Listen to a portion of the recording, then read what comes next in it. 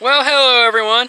Welcome back to Echo Valley Homestead. It's Jacob here, and today we got the beast, aka the brush hog, on the back of the John Deere 4720, and we have a food plot that needs brush hogged, and a meadow that needs a little bit of mowing, and a hayfield that needs trimmed around. So we're going to be taking this bad boy out and getting that done. So let's see how it works.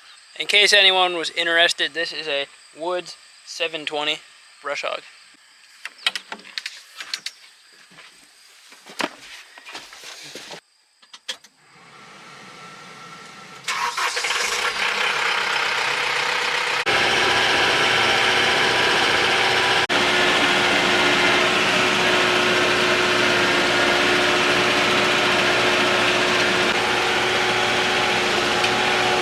The pond is completely covered up in seaweed right now. Sometimes we'll get a little wind that'll blow it off and clear it off, and then it looks really nice, but when it's covered up, it looks pretty gross. Right now we're just trying to mow a path to find our way up here to the field.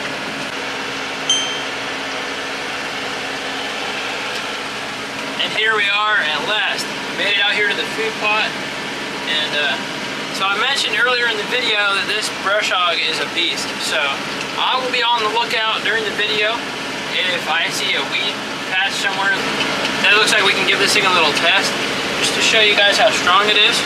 I will be on the lookout for that, so make sure you keep watching and stick along.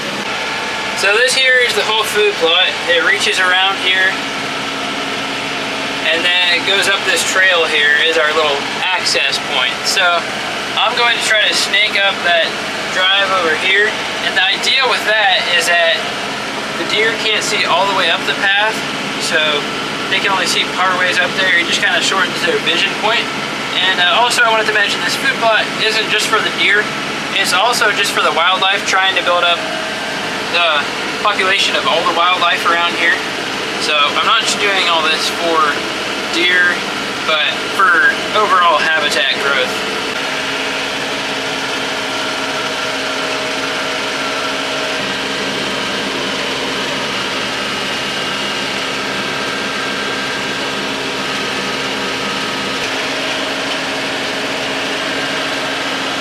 This side over here, we had originally last year planted some sort of beets and turnips mix in it, and then nothing grew that well. We might have planted it a little bit late. I'm not quite sure what happened there, but it didn't grow very well.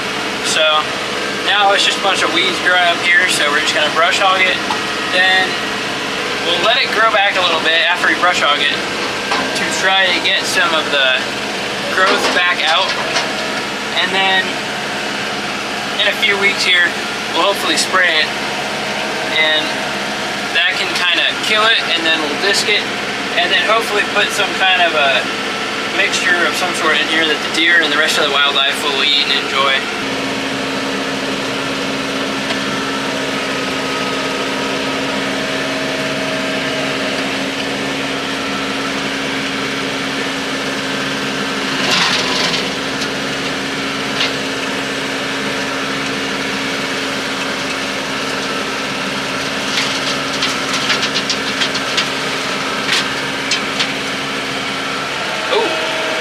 There's a bunch of blackberries right there.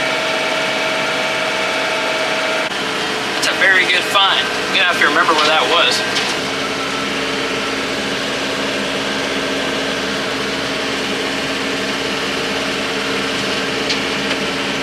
So here we are.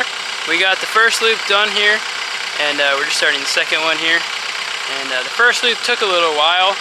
We had to back the tractor in and out of the brush all along the edges, and that tended to take a little bit longer. So hopefully the second loop around won't take as long.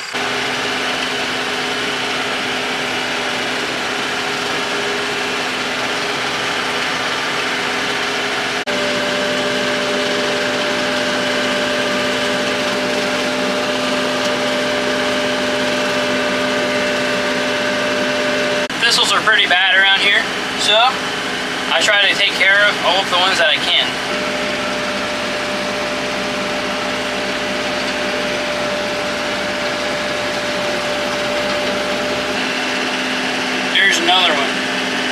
I'll be back for you in a little bit.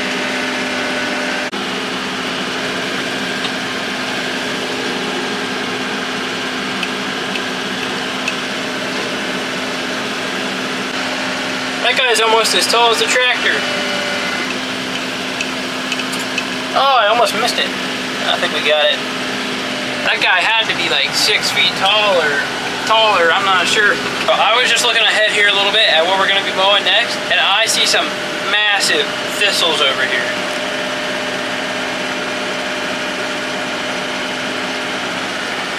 Some of those things are probably 8 to 10 feet tall, so looks like we're going to be having some fun here in a few seconds. So right now I'm actually up here on top of the lookout platform. It's about 16 feet or so off the ground, I'd say. And I wanted to give you guys the view from up here. It's a pretty good view. So this is all the food plot through here. Got a few walnut trees through here. And then this is kind of the edge of it right here. And we'll plant a tall strip of Egyptian wheat right here, which is a type of like grass that will grow, well, it's a type of wheat that will grow really tall. We had it last year and it got up to about 8 feet tall. It's just another visibility blocker. And then here you can kind of see that we made some curves in the path. And I'll show you guys from down there. But it seems to already be kind of blocking the view, and the grass isn't even all the way as tall as I think it's gonna get yet. And then down here is the end of the food plot. And so this is the one we're gonna be planting something in, and then over here is a clover plot. We'll be mowing that here shortly. That's where I see the very tall thistle. Well, we got the first round done on this side of the field, and now it is time for the best part.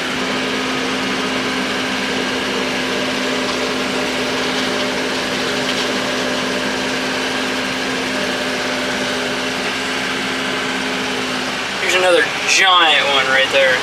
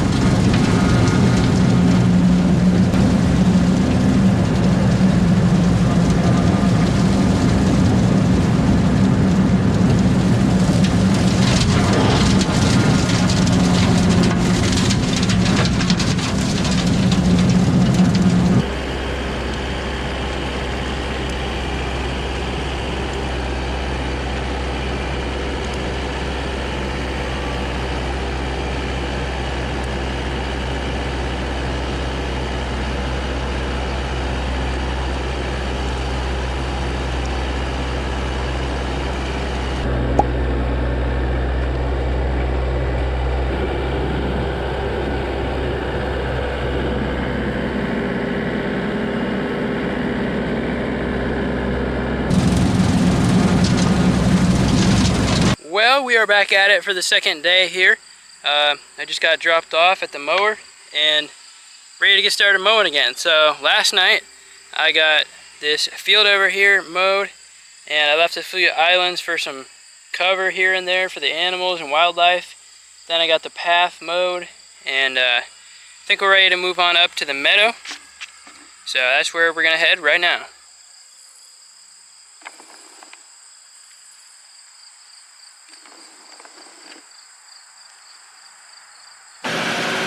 Alrighty, we are now in the meadow, and we're making the first pass right now.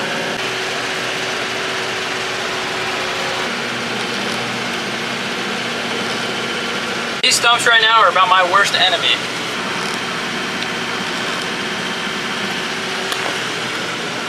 They hide right in the grass, and I sometimes can't even tell where they are until I hear the bush hog chopping them up, which doesn't sound too good, and it's pretty loud.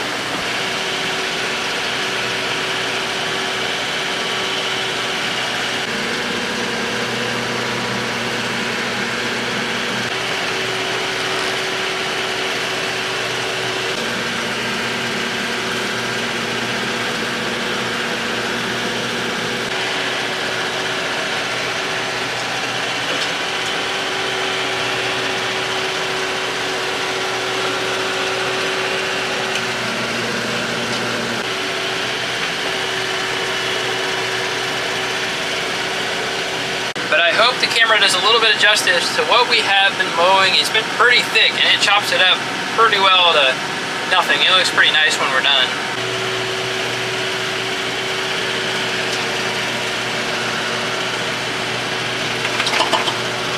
Earlier I mentioned there's a lot of stumps out here, and the reason for that is this meadow, or prairie, whatever you want to call it, was actually just made last year, so it was more brushy. Kind of like what's on the other side of this hill over here that you can see in some of the clips of video. It was more brush, and there was trees and stuff growing in it, so kind of the dead trees we just push out of here with a bulldozer and put them on a pile down there.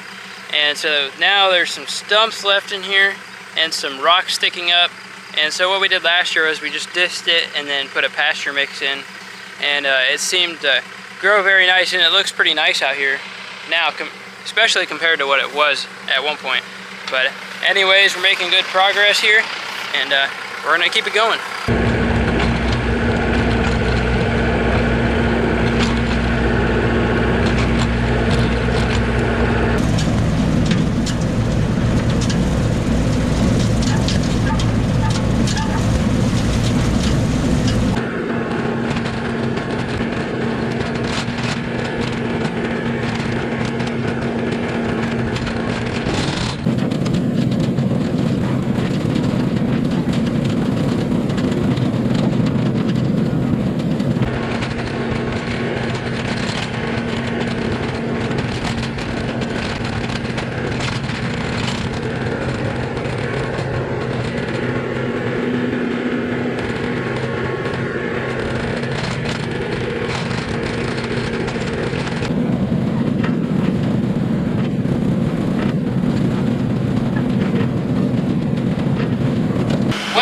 We got the meadow done over here, and now we're making one pass around this hay field, and just getting some of this tall grass right along the edge of the fence row here. And the meadow turned out pretty good. It looks really clean now, and I'm debating about bringing a weed eater out here and weed eating around these trees just to kind of finish the job up.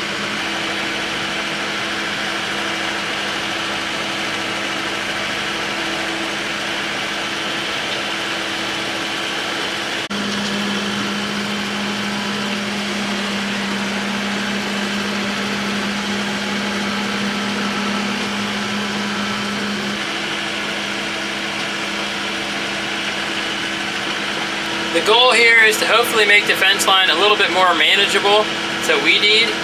And it's looking like back here where we already did mow it here. It's looking like back there we should be able to weed eat it once we're done with this. So that's the goal of this, is to make it more manageable. We're on the way back into the barn.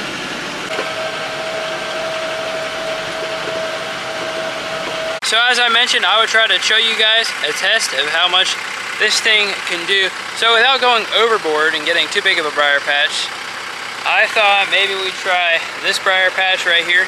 Here's the size briar patch we were working with.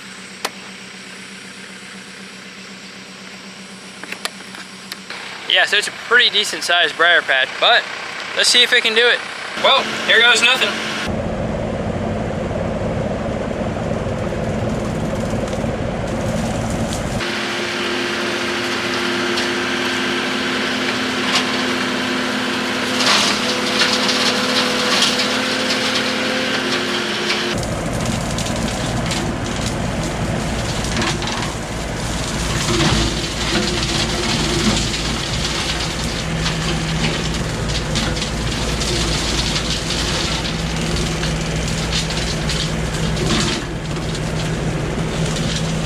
So I knew this thing was a beast, but I didn't know it could do this to a briar patch at that size.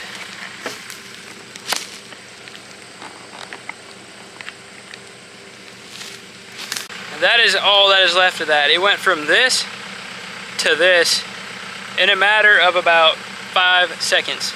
So everyone, if you guys need a brush hog to brush hog any briar patches, clean up anything like that, I would definitely recommend one of these things.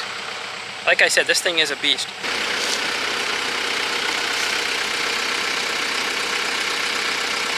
That's pretty cool. We just saw a frog.